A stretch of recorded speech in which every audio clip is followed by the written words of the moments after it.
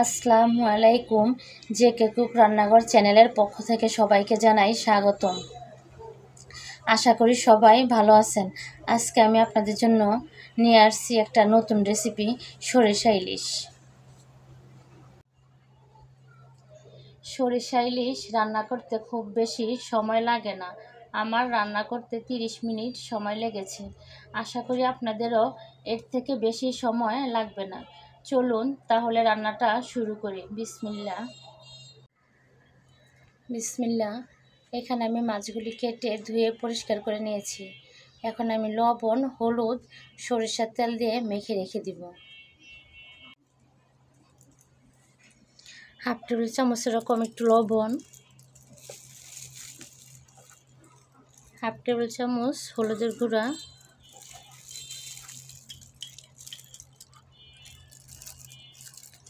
2 table চামচ সরিষার তেল দিয়ে এটাকে এখন আমি ভালো করে মেখে নেব।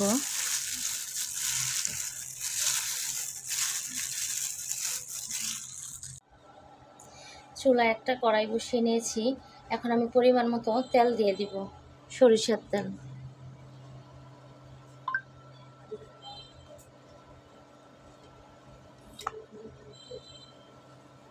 তেলটা গরম হয়ে গেলে পেঁয়াজ কুচি দিয়ে দিব, 1 কাপ পরিমাণ পেঁয়াজ কুচি।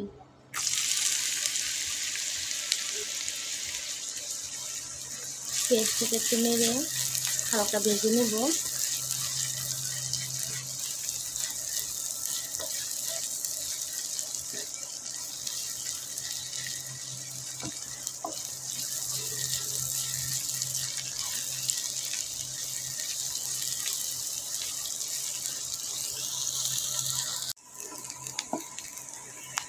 পেঁয়াজটা হালকা ভাজা হয়ে গেছে।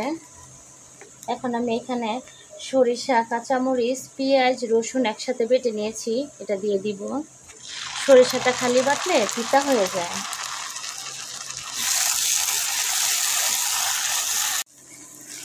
আমি হালকা ভেজে নিয়েছি। রসুন পেঁয়াজের যে কাঁচা একটা গন্ধ থাকে এটা চলে গেছে। আর বেশি ভাজতে যাবেন না, বেশি ভাজতে গেলে পুড়ে যাবে। এখন আমি এখানে 2 কাপ পরিমাণ পানি অ্যাড করে দিব। এখানে আমি গরম পানি নিয়েছি।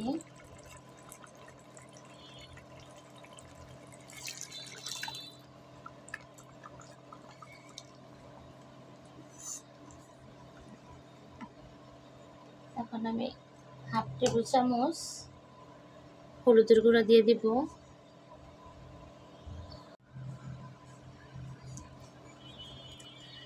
হলুদের গুঁড়া দিয়ে ভালো করে নেড়ে মিশিয়ে নিয়েছি। এখন আমি পরিমাণ মতো লবণ দিয়ে দিব। এখন বলক ওঠা পর্যন্ত ঢেকে দিব।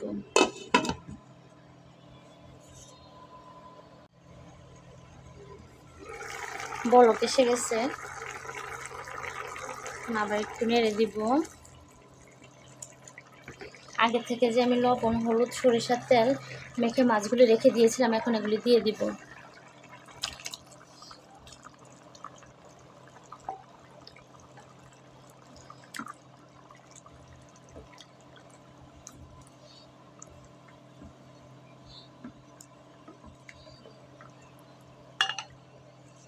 এখানে 6টি কাঁচামরিচ নিয়েছি, কাঁচামরিচ দিয়ে দিব।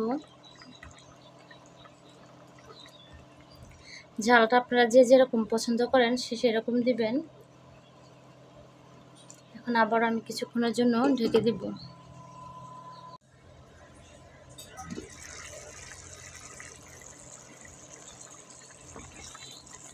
রান্না হয়ে গেছে।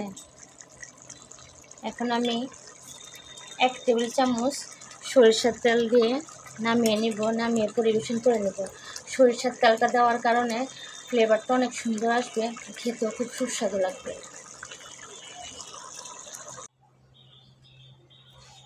দেখুন, মাশাআল্লাহ, সরিষা ইলিশটা পরিবেশন করে নিয়েছি। কত সুন্দর হয়েছে দেখুন, খেতেও খুব সুস্বাদু।